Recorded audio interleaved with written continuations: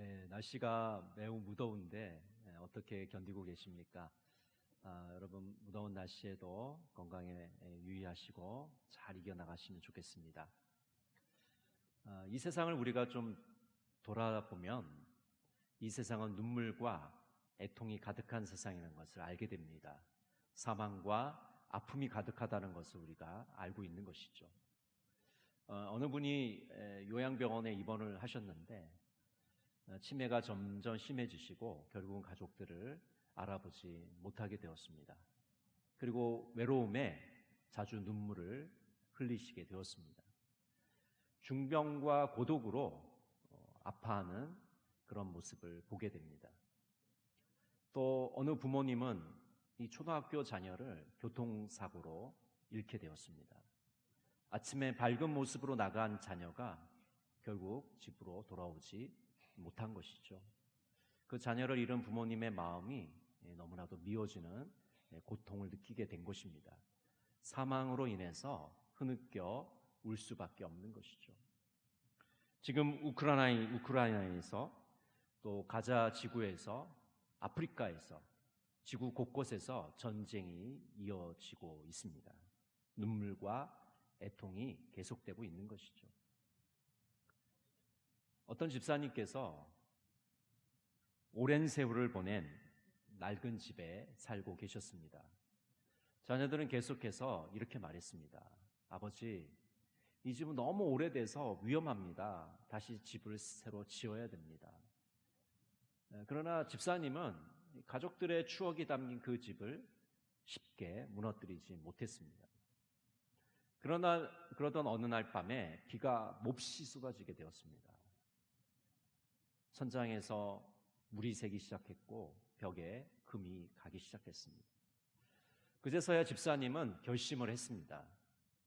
이 집을 고쳐 쓸 수가 없으니 새로 지어야겠다. 그래서 집사님은 다시 집을 짓기로 다짐하고 그 집을 새로 지어가기 시작했습니다. 여러분, 눈물과 애통이 가득한 이 세상 어떻게 해야 될까요? 사망과 고통이 가득한 이 세상 새로 지어야 되지 않겠습니까? 새롭게 해야 되지 않겠습니까? 눈물과 애통이 가득한 이 세상 어떻게 새롭게 할 수 있을까요? 오늘 하나님의 음성을 듣는 귀한 시간 되시기를 바랍니다. 우리 기독교인들은 요한계시록을 대할 때마다 깊은 고민에 빠지게 됩니다. 이 어려운 책을 어떻게 접근해야 될지 막막한 것이죠. 그러나 우리가 한 가지 놓치지 말아야 될 것은 이 요한계시록이 누구에게 보내졌는가를 생각해 보아야 합니다. 요한계시록은 당시 핍박을 받고 있는 고난당하는 그리스도인들에게 보내진 편지입니다. 그 고난 중에 있는 박해를 받고 있는 성도들을 위로하고 격려하기 위해서 보낸 편지입니다. 우리가 이 핵심을 놓치지 않으면 요한계시록을 우리가 잘못된 해석을 하지 않게 되는 것이죠. 요한계시록은 종말의 프로그램을 보여주는 신비한 문서가 아닙니다. 기독교의 정감록이 아닙니다. 그래서 여기에 대해서 이 로버트 마운스는 이렇게 얘기합니다. 계시록은 마지막 때에 관한 연대순 시간표가 아니다. 마치 이 책의 목적이 인간 역사의 마지막 사건들에 관한 정확한 순서를 드러내는 양 그렇게 읽혀서는 안 된다. 이 책은 청사진이라기보다는 추상화에 좀 더 가깝다. 비유들을 마치 문자적 묘사처럼 해석하는 것은 저자의 의도를 오해한 것이다. 여러분, 요한계시록은요, 우리에게 사진을 보여주지 않습니다. 추상화에 가깝다는 거죠. 여러분, 추상화를 보시면 어떤 느낌이 드세요? 여러분, 추상화를 보면요, 이게 도대체 뭘 의미하는지 잘 몰라요. 근데 그 그림에서 나오는 느낌과 이미지와 임팩트가 있습니다. 그 그림이 나에게 전달해주는 메시지가 있단 말이죠. 그것을 취하는 겁니다. 우리가 요한계시록을 볼 때 마치 현미경을 들여다보시 사건 하나하나가 어떤 의미가 있고 이건 어떤 순서가 있고 그렇게 봐서는 안 된다는 거예요. 오히려 추상화를 바라보듯이 이 그림이 나에게 전체적으로 어떤 인상을 주지, 어떤 느낌을 주지, 나에게 무엇을 말하려고 하는지를 들어야 됩니다. 그렇게 되면 우리는 요한계시록을 좀 더 가깝게 다가갈 수가 있는 것이죠.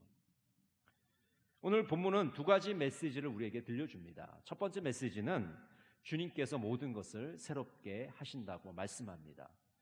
우리 요한계시록 21장 5절 말씀 같이 한번 읽겠습니다. 보좌에 앉으신 이가 이르시되 보라 내가 만물을 새롭게 하노라 하시고 또 이르시되 이 말은 신실하고 참되니 기록하라 하시고. 하나님께서는 역사의 마지막에 만물을 새롭게 하십니다. 만물을 정화하시고 갱신하십니다. 변화시키시고 회복시키십니다. 새롭게 창조하시고 재창조하시는 겁니다. 만물을 새롭게 하시는 하나님의 역사로 새하늘과 새 땅이 만들어집니다. 새하늘과 새 땅은 두 가지 과정을 거치게 됩니다. 베드로후서 3장 10절은 이렇게 말씀합니다. 그러나 주님의 날은 도둑같이 올 것입니다. 그날의 하늘은 요란한 소리를 내면서 사라지고 원소들은 불에 녹아버리고 땅과 그 안에 있는 모든 일은 드러날 것입니다.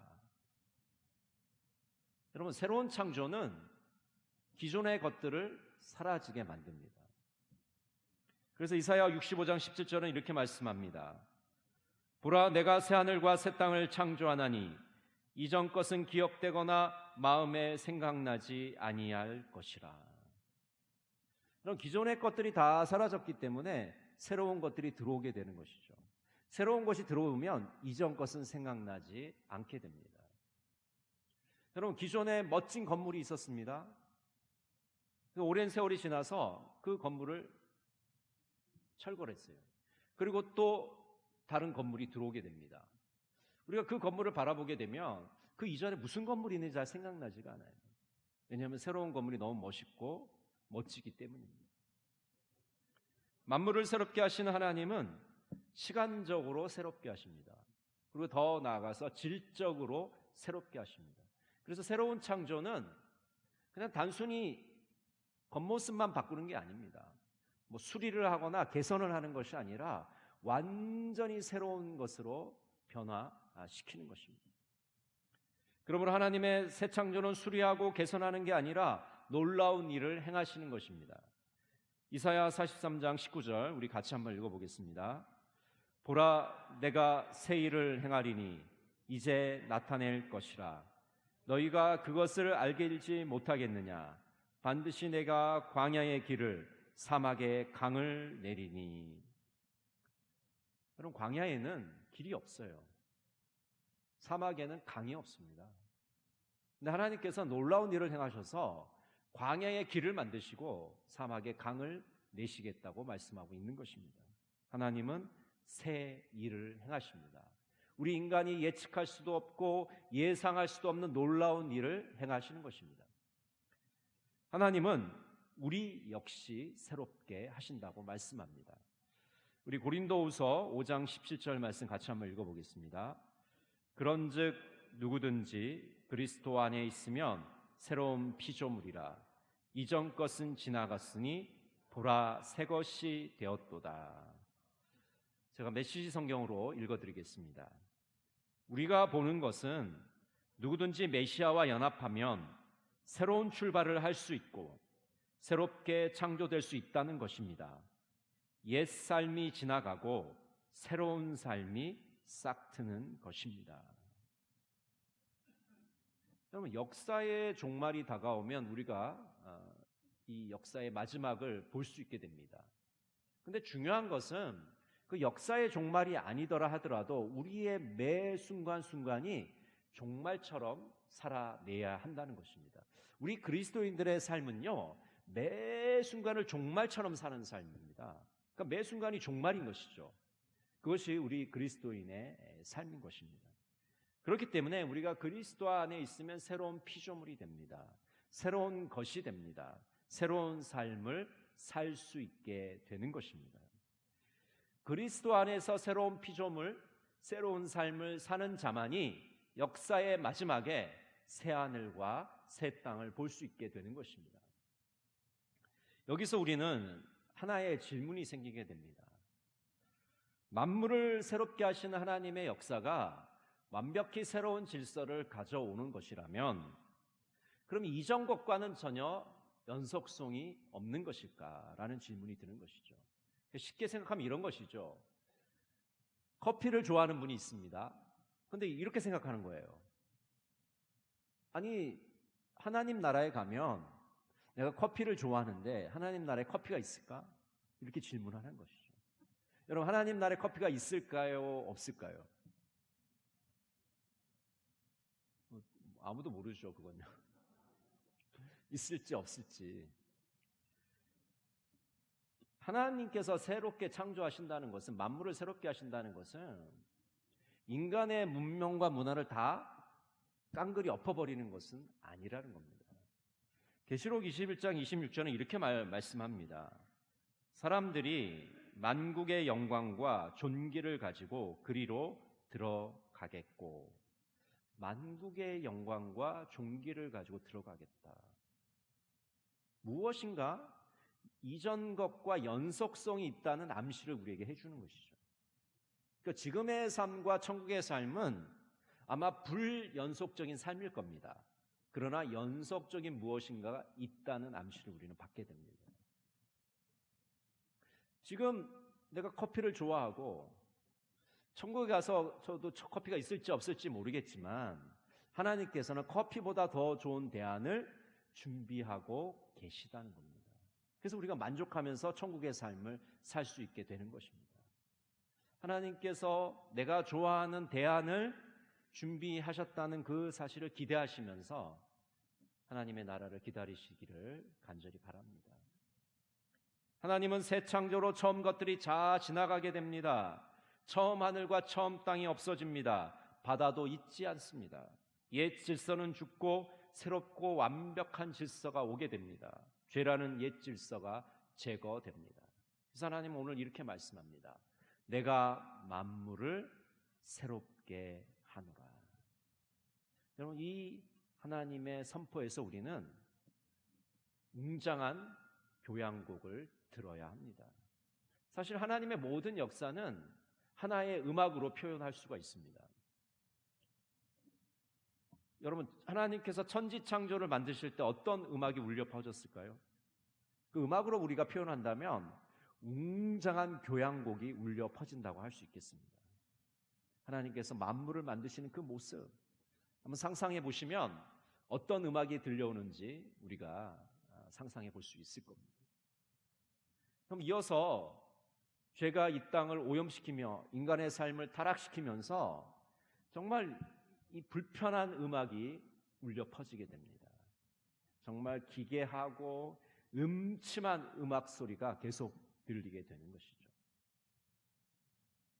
그러다가 역사의 마지막에 새하늘과 새 땅이 만들어지면서 정말 하나님께서 태초에 우리에게 들려주셨던 그 음악, 웅장하고 아름다운 음악으로 역사의 마지막을 장식하게 되는 것입니다.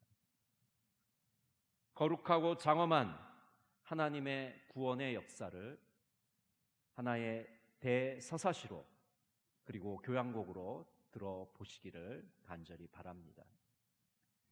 새하늘과 새 땅이 펼쳐지자 새 예루살렘이 하늘에서 내려오게 됩니다. 이 새 예루살렘이란 도시는 속량받은 성도들이며 하나님 백성들의 거처입니다. 그래서 이 새 예루살렘이란 이 도시는 하나님의 백성 그 자체이며 또 하나님과 인간이 함께 거주하는 거처가 됩니다. 그래서 하나님과 인간이 이 새 예루살렘에서 서로 마주보며 만남을 가질 수 있게 되는 것이죠. 하나님이 우리와 함께 거하시게 된 것입니다.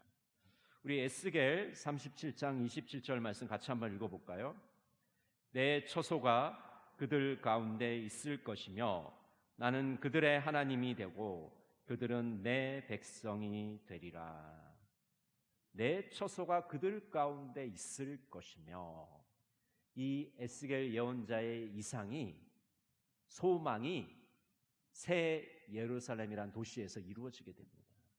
하나님과 하나님의 백성이 같이 살게 된 겁니다. 하나님과 하나님의 백성이 서로 만나고 교제하고 서로 천국의 식탁을 나누게 된 것입니다. 천국에서 우리는 이 새 예루살렘이라는 도시에서 하나님과 살게 된 것입니다. 이스라엘 역사를 우리가 좀 살펴보면 하나님께서 에덴 동산이라는 곳에서 아담과 이브와 만나셨습니다. 너무나도 아름다운 곳이죠. 너무나도 멋진 곳입니다. 그러나 죄로 인해서 그 에덴 동산은 우리가 더 이상 들어갈 수 없게 됩니다. 그래서 하나님이 성전이라는 것을 만들어 주셨어요.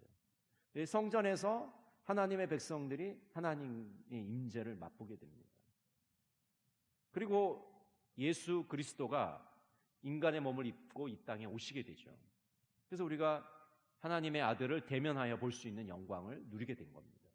그리고 역사의 마지막 새하늘과 새 땅이 만들어지고 새 예루살렘이 하늘에서 내려오면서 우리는 그 새 예루살렘이라는 도시에서 하나님과 영원토록 살 수 있게 된 것입니다. 하나님과 깨지지 않는 관계를 맺게 되었습니다. 임마누엘이 완성되게 되었습니다. 여러분, 지금은 우리가 하나님을 희미하게 볼 수밖에 없습니다. 100% 알 수가 없어요. 100% 볼 수가 없습니다. 그러나 그날이 되면 새 예루살렘에서 우리는 하나님을 대면하여 보게 됩니다. 얼굴과 얼굴을 맞대면서 보게 되는 영광을 누리게 됩니다. 임마누엘의 축복을 받게 되는 것이죠. 그럼 많은 사람들이 천국을 이해할 때 너무 물질적으로 이해하는 경향이 있습니다.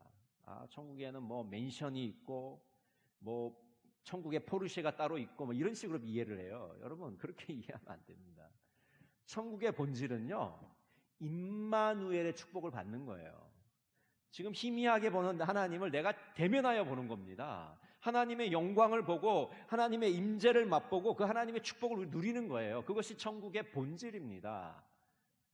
천국에 내 개털 모자가 있을까 없을까, 그거 생각할 필요가 없어요. 그 천국의 본질이 아닙니다. 지상에도 물질적으로 좋은 데가 많잖아요. 그 천국까지 꼭 갈 필요가 있습니까? 그거 하나님을 직접 보고 하나님과 만나고 하나님과 교제하고 하나님을 찬양하고 하나님과 사는 거, 그게 천국의 본질입니다. 그러려고 우리가 천국 가는 거잖아요. 천국 자동차 타려고 가는 겁니까? 천국 아파트에 살려고 하는 거예요? 아니잖아요. 천국의 본질이 뭔지를 이 새 예루살렘에서 분명하게 우리가 알아야 됩니다. 존 웨슬리는 이렇게 말하고 있죠. 가장 좋은 것은 하나님께서 우리와 함께 계시는 것이다. 그럼 예수 믿는 축복이 뭡니까? 우리가 주님과 늘 동행할 수 있는 게 이 축복이잖아요. 예수 안 믿는 분들은 이 하나님과 동행할 수가 없어요. 주님과 동행할 수가 없어요. 불가능합니다.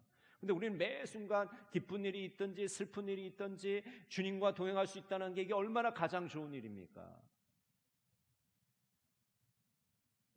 만물을 새롭게 하시는 하나님의 역사를 기대하시기 바랍니다. 임마누엘의 축복이 지금 여기에서 이루어짐을 아시고 그 축복을 누리시는 여러분 모두가 되시기를 간절히 바랍니다. 두 번째 메시지는 주님께서 모든 것을 다 이루셨다는 것입니다. 우리 계시록 21장 6절 말씀 같이 한번 읽어볼까요? 또 내게 말씀하시되 이루었도다. 나는 알파와 오메가요 처음과 마지막이라. 내가 생명수 샘물을 목마른 자에게 값없이 주리니. 주님께서는 알파와 오메가가 되신다고 합니다. 처음과 마지막이 되신다고 합니다. 그래서 다 이루었다고 선포하고 계시는 것이죠. 요한복음 19장 30절은 이렇게 말씀합니다. 예수께서 신포도주를 받으신 후에 이르시되 다 이루었다 하시고 머리를 숙이니 영혼이 떠나 가시니라. 여러분, 세상 사람들의 눈에 보면 예수님께서 십자가에 달리신 것은 실패한 겁니다. 그런데 믿음의 눈으로 보면 예수님께서 십자가에서 구원을 완성하신 겁니다. 하나님의 창조 목적을 이루신 겁니다. 하나님께서 인간을 구원하시고자 하는 그 드라마를 완성하신 겁니다. 십자가 위에서 우리의 구원을 이루셨습니다. 알파와 오메가이신 주님은 시작하신 일을 끝맺으신 겁니다. 창조 사역과 구속 사역을 완성하신 겁니다. 그래서 새로운 창조의 세계로 우리를 초대하고 계시는 겁니다. 새 하늘과 새 땅을 보라고 우리를 초대하고 계시는 겁니다. 다 완성하신 주님께서 생명수 샘물을 값없이 우리에게 주십니다. 이사야 55장 1절에 보면 오라 너희 모든 목마른 자들아 물로 나오라 돈 없는 자도 오라 너희는 와서 사 먹되 돈 없이 값없이 와서 포도주와 젖을 사라. 여러분 지금 이사야 예언자가 포도주 얘기하는 겁니까? 우유 얘기하는 겁니까? 아니에요. 지금 이사야 예언자가 바라보는 것은 이 종말에 있을 완성자이신 구원을 완성하신 주님께서 우리에게 주시는 생명수 샘물을 의미하는 겁니다. 하나님이 우리에게 주시는 그 생수를 지금 이사야 예언자가 말하고 있는 거예요.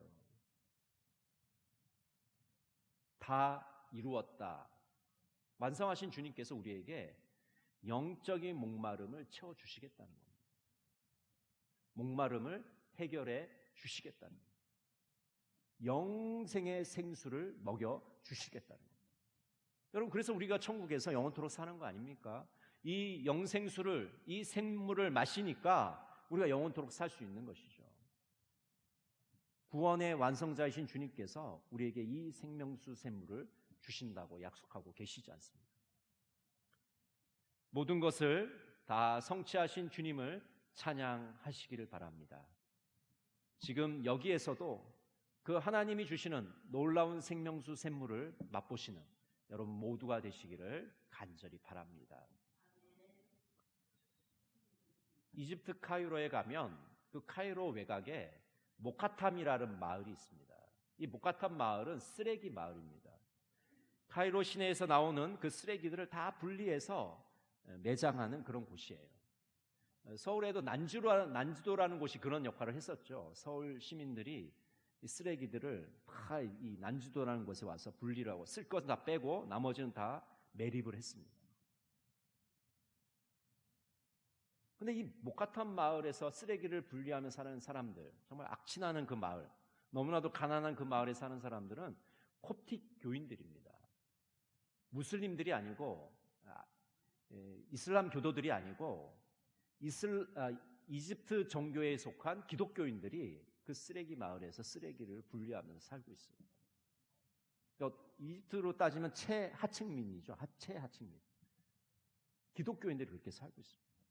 무슬림들의 핍박을 받으면서 그들은 십자가를 그려놓고 그 믿음을 지키고 그 어려운 열악한 환경 속에서도 믿음을 지키고 살고 있는 것이죠. 그래서 이들이 이제 사는 마을에 보면 동굴교회를 그들이 예배당으로 삼고 있습니다. 정말 오랜 세월 동안 이 산을 깎아서 그 바위산을 깎아서 예배당을 만들었어요. 무려 15,000석이나 되는 그런 예배당을 가지고 있습니다. 여러분 이 예배당 만드느라고 얼마나 많이 고생을 했을까요? 얼마나 많은 이슬람의 핍박을 받았을까요? 우리는 상상도 할 수 없을 겁니다. 제가 사진을 보면서 좀 설명을 드리도록 하겠습니다. 자, 불을 좀 꺼주시고요. 자, 이집트 시내에 쓰레기들이 다 이 모카탐 마을에 들어와요. 이렇게 들어온 쓰레기들을 이제 분리하면서 우리 콥틱 교인들이 살고 있습니다. 네, 그 다음 사진 볼까요? 자, 이렇게 산을 깎아서 예배당을 만들었어요. 이렇게 보이세요, 여러분? 이 좌석이 여기는 강단이고 산을 다 이게 원래 다 산이었겠죠. 이 산을 다 깎아서 이렇게 예배당을 다 좌석을 다 만들었습니다. 네, 그 다음. 네, 이렇게 정면에서 예배 강단에서 이렇게 본 모습이죠. 이게 본이고, 그다음 이렇게 이 예배당 암벽에다가 예수님의 모습도 새겨놨고, 요건 이제 정면 사진이죠. 요거는 정면에서 바라본 거고, 요거는 정면 사진입니다. 예배당 정면 이렇게 여기도 다 산을 깎아서 이렇게 다 예배당을 만든 거죠. 이렇게 예수님의 모습들이 이렇게 산을, 어차피 바위이기 때문에 바위를 다 깎아서 이렇게 만들었습니다. 요거 예배당 옆에 예수님이 부활하신 모습, 여기 동굴이기 때문에 여기 파가지고 이렇게 예수님이 부활하신 모습을 이렇게 그려놨습니다. 아랍어도 있고 영어로도 이렇게 돼 있죠. 네, 밑에서 예배당을 바라본 모습이고, 이렇게 산을 다 깎아서 여기 이렇게 예수님 관계된 성화들을 새겨놨고, 여기다 성도들이 앉는 요 자리들을 이렇게 다 깎아서 자리들을 다 이렇게 만들어놨습니다. 15,000석을 이렇게 만들어 놓은 겁니다.